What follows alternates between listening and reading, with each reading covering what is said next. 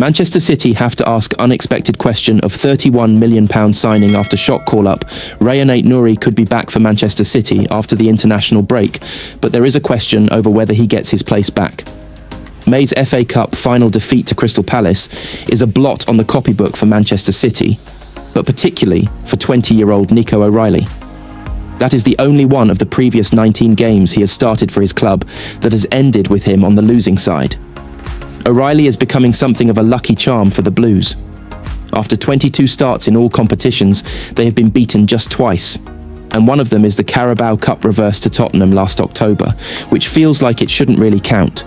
You wouldn't put it all down to O'Reilly, but there is certainly an argument for the academy graduate being the kind of player who makes those around him better as well. For one so young, his game intelligence is excellent, which is why he has gone from promising attacking midfielder to England left-back in the space of 10 months. His call-up as an injury replacement for Reece James for games against Wales and Latvia is another indication of his rapid progress in this calendar year. Last season, he started his 7th game for City on April 6th. This season, he brought up that landmark on Sunday. It has taken O'Reilly just 10 starts in the Premier League to force his way into Thomas Tuchel's plans, and there is certainly a vacancy at left-back in this England squad. There is no reason he can't have one eye on the World Cup next summer. To do that, he will need more experience, and that might be the biggest question mark over the next few months. After all, O'Reilly still insists he isn't really a fullback, and his stint of filling in on the left was supposed to have ended with the £31 million signing of Rayan Aït-Nouri. That looked to be the case early in the season. The Algerian started the first 3 games, and when he was forced off through injury against Tottenham, it was Nathan Ake who replaced him. In the games against Wolves and Brighton, O'Reilly came on for Bernardo Silva in the kind of advanced midfield role he expects to eventually make his own one day.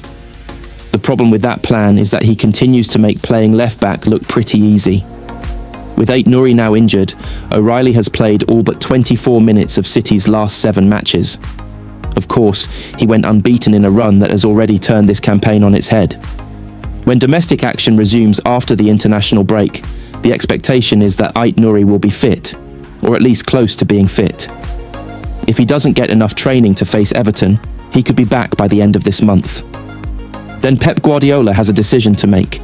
He continues to be enthused by O'Reilly's talent and character, traits which will now be on show to an even wider audience. When Aït-Nouri is fit again, does the natural left-back retake that spot, with O'Reilly returning to the role of midfield substitute?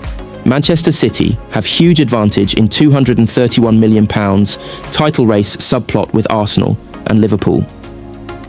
Manchester City are firmly back in the title race after they battled to a 1-0 win against Brentford at the G-Tech Community Stadium. What a difference 4 days make. Erling Haaland scowled at the cameras and berated his teammates after his 2 goals at Monaco were only enough for a draw on Wednesday night. In West London, his goal was enough for a vital 3 points in the Premier League title race, and he stripped off at full time, handing his shirt to a giddy supporter in the away end, with that scowl replaced by a beaming smile. Haaland again showed moments of frustration in the second half at Brentford, as City lost the control and dominance they had enjoyed before the break, but they managed to hang on.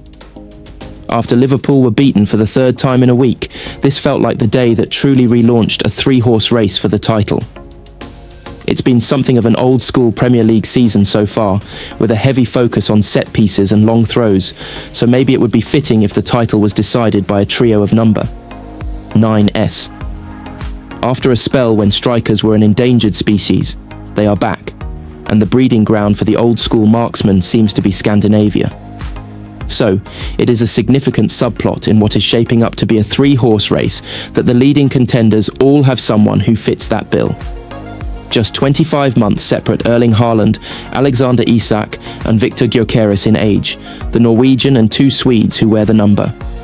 9 for City, Liverpool and Arsenal respectively, and they have taken very different journeys to the position where their goal-scoring output could decide the destiny of the 2025/26 Premier League.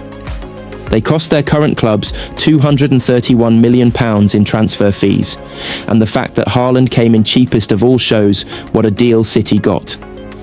Not only did they land the best striker of the modern era, but they also tied him to a contract that kept him at the Etihad until 2034.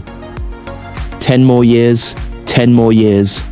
Erling Haaland sang the away end at the G-Tech Community Stadium after he had scored his 18th goal in 11 games for club and country this year.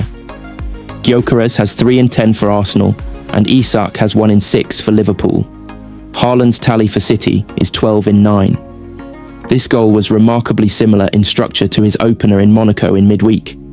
He made another bending run to offer a pass to Josko Gvardiol, but had more to do when the ball reached him, bullying Sepp van der Berg to get in on goal, and the finish was never in doubt when he got to see the whites of Kaoimhin Kelleher's eyes. That made it 20 different Premier League stadiums he has scored in, with Anfield the last fortress to be broken. He will have to wait until February to try his luck again on Merseyside. But on this evidence, that could be one of several head-to-heads between the big three this season that could define the destiny of the title. Of course, it won't all come down to the strikers. Arsenal and Liverpool could point to having attacks that contribute more collectively than City's, but for now, Haaland is making that irrelevant. He is scoring enough for 2 attackers, and if that continues, he could give his club the edge come May. Manchester City player ratings versus Brentford with 3 8 out of 10s as Erling Haaland, good Manchester City, beat Brentford 1-0 in the Premier League to continue their unbeaten streak after being made to work hard for the points. Manchester City hung on to claim 3 points at Brentford for their first away win in the Premier League since the opening day. Defeat at Brighton was followed by a late draw at Arsenal, but the Blues left West London with a hard-earned victory. Everything looked easy for Pep Guardiola's side in a one-sided opening half, with Erling Haaland scoring early and Phil Foden and Tijani Reinders among those going close to extending the lead. However, another goal did not come, and it was a completely different game in the second half. Brentford pushed City all the way in the second period, but City held out for what could be a big win in their season. Brentford versus Manchester City Premier League prediction. Odds and betting offer.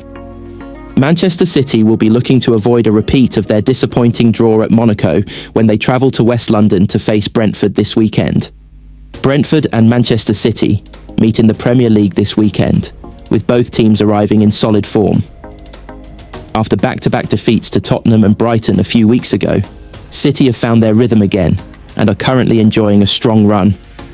Pep Guardiola's side come into this fixture unbeaten in their last 6 games, with 4 wins and 2 draws, including a 2-2 draw against Monaco in the Champions League, a match they largely dominated and arguably should have won. Brentford, tipped by many as relegation candidates before the season began, have exceeded expectations in several matches. The Bees have picked up 3 wins, 1 draw, and 2 losses in their last 6 outings across all competitions, most recently securing an impressive 3-1 victory over Manchester United. However, Brentford's main concern remains their defence. They've conceded nearly 2 goals per game over their last 6 matches, and their expected goals against per 90 is the second worst in the league. While Keith Andrews' side have shown attacking promise, scoring 9 goals in 6 games, they remain vulnerable at the back, which could be costly against a free-scoring Manchester City. City have netted 20 goals in 9 games this season, with Erling Haaland in sensational form, accounting for 11 of those goals. With such firepower, City will be confident of finding the net against Brentford's shaky defence and testing goalkeeper Kaoimhin Kelleher. Recent history suggests goals are likely in this fixture. 4 of the last 6 meetings between these sides have produced over 2.5 goals. Expect another high-scoring affair, with Manchester City favoured to come out on top. Pep Guardiola's comments about Nico Gonzalez offer a clear and strategic message to Manchester City fans and observers amid growing concerns over Rodri's fitness and form. Here's the key takeaway from Guardiola's statements and what it means for City. What Pep Guardiola said about Nico Gonzalez sends telling Manchester City message amid Rodri concerns. Manchester City boss. Pep Guardiola believes Nico Gonzalez's continuing to patience could be the defining word of Manchester City's midfield this season. Patience with Rodri as he finds his feet again after a serious knee injury wiped out the best part of 9 months. And patience with Nico Gonzalez as he adapts to life in blue and tries to fill Rodri's considerable shoes. Gonzalez arrived in January for £50 million, and he gradually featured less and less as City struggled for form. He's made 8 appearances this campaign and has been entrusted with the pivotal midfield role, with Mateo Kovacic having been out injured. And while the jury might be out on Gonzalez's long-term viability as a defensive midfielder, the 23-year-old is impressing Pep Guardiola with the City boss, at pains to point out the positives in the former Porto man's play on the eve of the Premier League trip to Brentford. In the 30 minutes that Nico Gonzalez played against Monaco, he was the player who recovered more ball in the transition, said Guardiola of the man who conceded a controversial last-minute penalty when his boot connected with Eric Dyer's head in the box. Guardiola spoke to Gonzalez on the pitch at length after the Carabao Cup win over Huddersfield last month, one of several conversations with the Spaniard during that contest. It's clear the City chief is desperate for Gonzalez to improve and grasp the message being passed on. And Guardiola is confident he will. He is so young. It's not like we have had 7 or 8 years together, he said. He has had not even 1 year with us together in a tough period, and there are many things that, in a step-by-step, he is going to take it, because he is open-minded. He's incredibly coachable.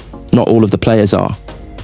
He will get it. Even Rodri, when he started in his first season, he struggled. It is normal. But Nico is Nico. He has to be Nico. He may well be being Nico on the bench at Brentford with Rodri in line to start.